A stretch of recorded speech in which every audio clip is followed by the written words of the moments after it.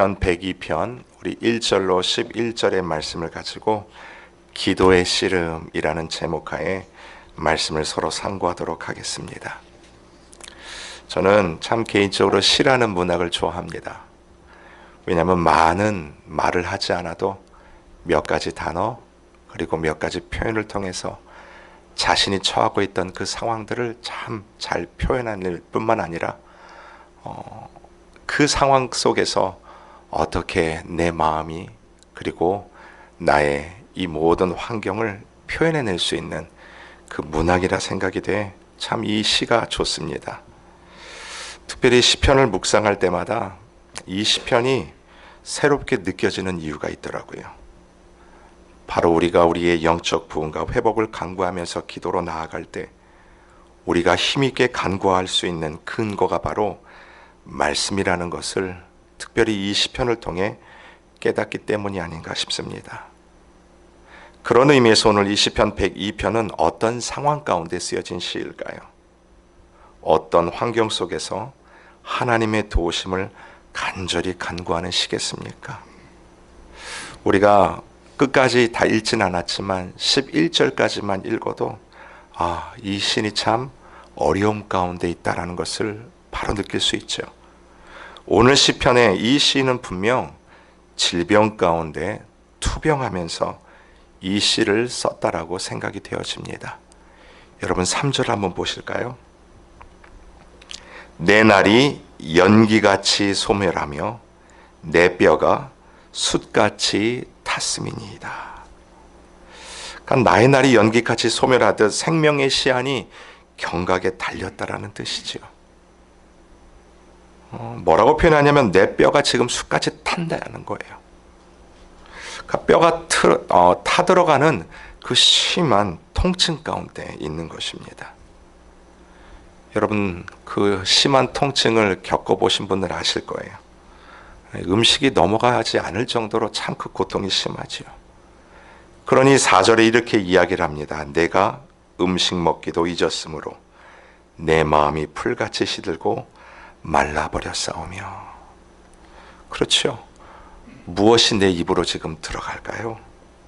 그러니 5절에 나의 살이 뼈에 붙었나이다. 피골이 상접했다라는 거죠. 이처럼 너무나 힘든 가운데 있다는 것을 이 시적인 표현을 통해 그대로 드러내고 있어요. 생사의 기로 앞에서 목숨의 위중이 경각에 달려있는 그 상황 가운데 고백되어지는 비통한 시인의 감정이 그대로 고스란히 느껴지지 않습니까? 근데 여러분 오늘 이 시의 가장 절정인 부분은 10절과 11절이에요. 한번 보시죠. 이 시의 분기점이라고 말할 수 있을 정도로 매우 중요한 구절입니다. 왜냐하면 이 구절에서 시인의 절규가 극에 달하는 것을 볼 수 있어요.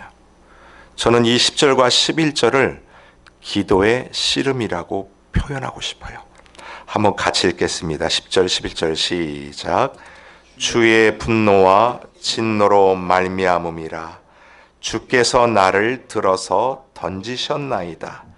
내 날이 기울어지는 그림자 같고 내가 불에 시들어짐 같으니이다. 여러분 이걸 잘 보십시오. 지금 이 시인이 자기가 아픈 이유 결론적으로 말하고 있는데 그게 무엇이냐면 주님의 분노 때문이라는 거죠. 주님이 나에게 진노하셨다라는 겁니다. 급기야 어떤 표현까지 쓰냐면 하나님이 나를 던지셨다. 내팽개치셨다라는 거예요. 여러분 정말로 하나님이 내팽개치신 결과 내가 이렇게 아픈 고통 가운데 있는 것일까요? 정말로 하나님이 너는 안 되겠다. 너는 버림을 받아도 싸다.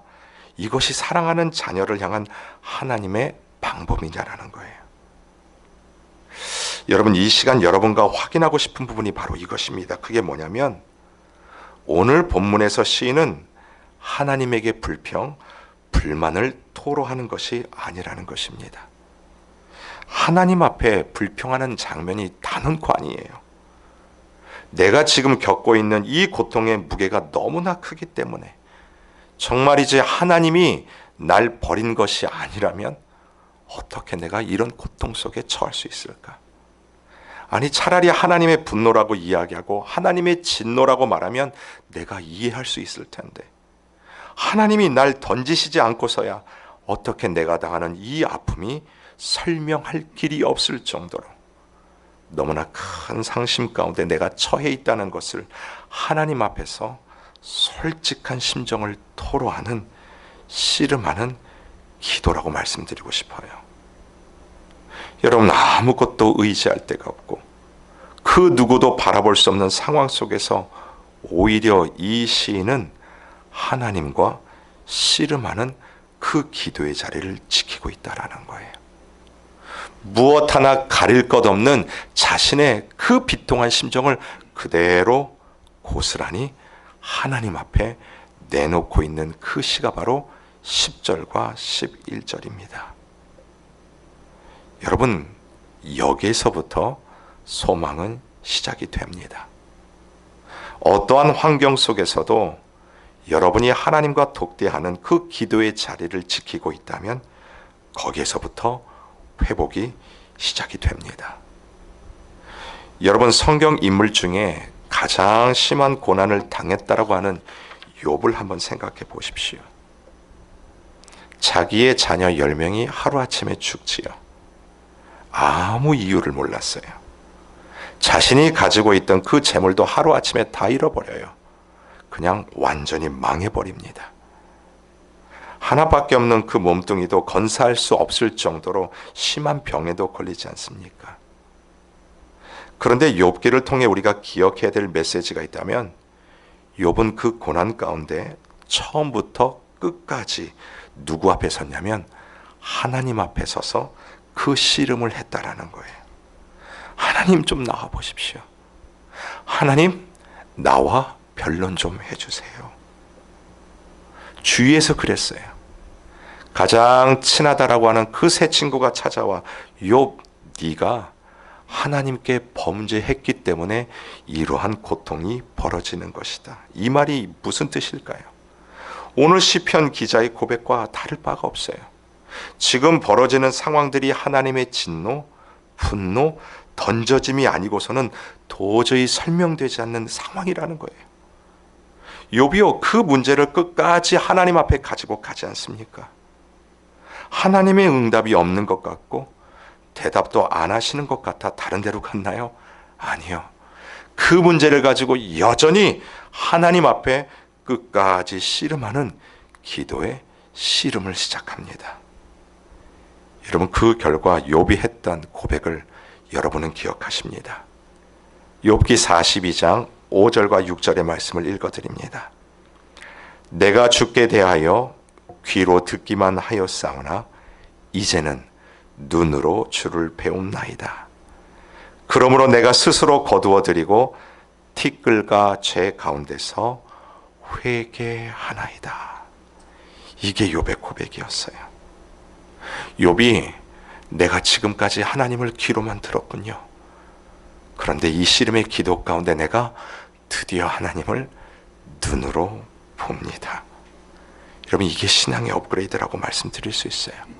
하나님을 내 삶에서 입체적으로 체험을 하는 거예요. 말로 설명할 길이 없던 자신의 아픔이 설명을 하지 않아도요, 하나님 그분 자체 때문에 이해가 되기 시작하는 거예요. 내 삶의 주위에 일어나는 모든 것들을 내 판단, 내 기준으로 해석해내는 것이 아니라 드디어 누구의 눈으로요? 하나님의 눈으로, 하나님의 생각으로 그 일들을 해석하는 그 은혜를 욥이 받지 않습니까? 그때 했던 고백이 그거예요. 하나님, 내가 하나님 앞에 회개합니다. 바로 이게 겸손의 모습이라는 것입니다. 하나님을 내가 온전히 의지하지 못했던 그 모든 나의 삶의 태도를 주님 앞에서 회개합니다. 여러분, 그게 바로 소망의 시작이라는 거예요. 마찬가지로 오늘 본문의 이 시인이 소망을 가질 수 있었던 유일한 근거 중 하나가 무엇이냐면, 그 기가 막힌 상황 속에서도 생명을 놓고 투병하는 가운데 끝까지 하나님 앞에서 씨름하고 있다라고 하는 그 사실이 그에게 새로운 소망에 비추는 빛을 비추기 시작했다는 것을 알게 됩니다. 여러분, 그렇기 때문에 오늘 이 시인이 투병 중에 어떻게 고백하냐면, 여러분 23절과 24절을 한번 보시죠. 같이 읽겠습니다. 23절과 24절 시작. 그가 내 힘을 중도에 쇠약하게 하시며 내 날을 짧게 하셨도다. 나의 말이 나의 하나님이여 나의 중년에 나를 데려가지 마옵소서. 주의 연대는 대대에 무궁하니이다. 아멘. 여러분, 이 시인이 맨 끝에 뭐라고 고백하냐면, 주의 연대는 대대에 어떻게 하다고요? 무궁합니다. 무궁합니다. 결국 기도 중에 어떤 고백을 하게 되냐면, 자기의 순간적인 한계와 상대적으로 하나님은 영원하시다는 것을 깨달았다라는 거예요. 그 하나님 앞에서 씨름을 하다 보면 하나님의 영원하심에 비해 나는 얼마나 순간적인가, 그리고 얼마나 한계가 있는 인생인 것을 깨닫게 됐다라는 것이죠. 여러분, 그게 바로 겸손입니다. 그 겸손해진 마음으로 기도하는 내용이 이거예요. 하나님은 대대에 무궁하신 전능자 되십니다. 나는 유언한 존재예요. 그러니 하나님, 나를 살려주십시오. 나를 고쳐주십시오. 그 기도를 주님께 드리고 있죠. 여러분, 저는 이 기도가 너무나도 중요한 기도라고 생각이 돼요. 여러분, 이 시인의 고백에 어떤 꾸밈이나 미사 여구도 없어요. 자기를 포장해내는 아무것도 없습니다. 단지 솔직하게 하나님 앞에 고백하며 꾸밈 없이 나아가는 거예요. 여러분, 그런 의미에서 기도는요, 나의 어렵고 위기 상황 속에서 그 위기의 문제를 해결하기 위한 어떠한 기계적인 기능이 아니라는 것입니다. 마치 알라딘 램프처럼 문제가 생기면 펑 하고 나타났다가 문제를 해결하면 다시 램프로 쏙 들어가는 그 정도의 하나님이 아니시라는 거예요. 하나님은 어떠한 상황, 어떠한 순간 속에서도 저와 여러분과 늘 함께 하시는 임마누엘 되시는 하나님 되십니다. 우리가 엎드리는 기도의 씨름 가운데 다른 것이 아니라 그것을 깨닫는 거예요. 마치 욥이 귀로 들었던 그 하나님을 이제는 눈으로 본다라고 고백했던 것처럼, 그 상황도 능히 이기게 하실 하나님의 눈으로 보는 것처럼 담대한 기도를 주님께 드릴 수 있게 된다는 것이죠. 사랑하는 성도 여러분, 오늘 이 시인이요, 투병하는 가운데 그 은혜를 누립니다. 나의 한계성을 깨닫는 동시에 영원한 하나님을 바라다 볼 수 있는 그 믿음의 시야가 열리기 시작하는 거예요. 여러분, 이 믿음의 시야가 열리기 시작하니까 15절과 16절에 이런 기도를 드립니다. 15절과 16절 제가 읽어드립니다.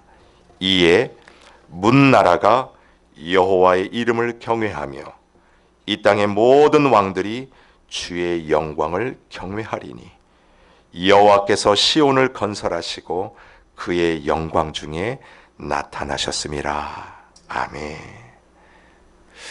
여러분, 분명 이 기도는 중한 병 가운데 자신을 살려달라는 그 절절한 기도가 바로 오늘 시편 102편이라고 말씀을 드렸습니다.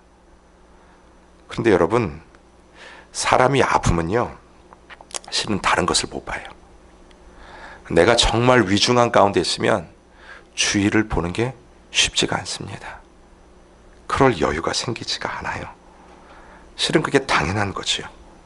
근데 이 시인이 오늘 무슨 고백을 하냐면, 그 아픔을 가지고 하나님 앞에 솔직히 내어놓는 기도가 이제는 그 아픔을 넘어 모든 나라가 여호와 이름을 경외하기를 바라고, 이 땅의 모든 왕들이 하나님의 이름을 부르며 찬송하기를 원하는 기도, 즉 너희는 먼저 그의 나라와 그의 의를 구하라.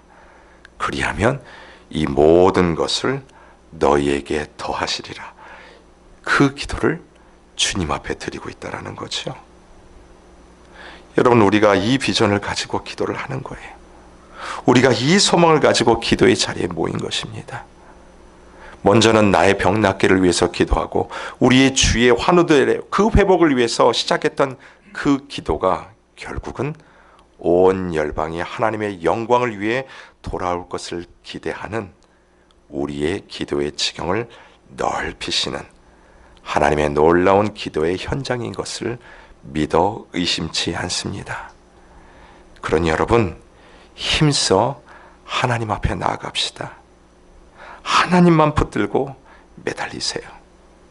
그리고 하나님의 위대하심과 영원하심에 우리가 겸손함으로 그분을 찬양하며 결국 우리를 통해 하나님의 영광을 이루실 것을 기대하며 기도에 무릎을 꿇으시는 여러분 되시기를 주님의 이름으로 축원합니다. 아멘.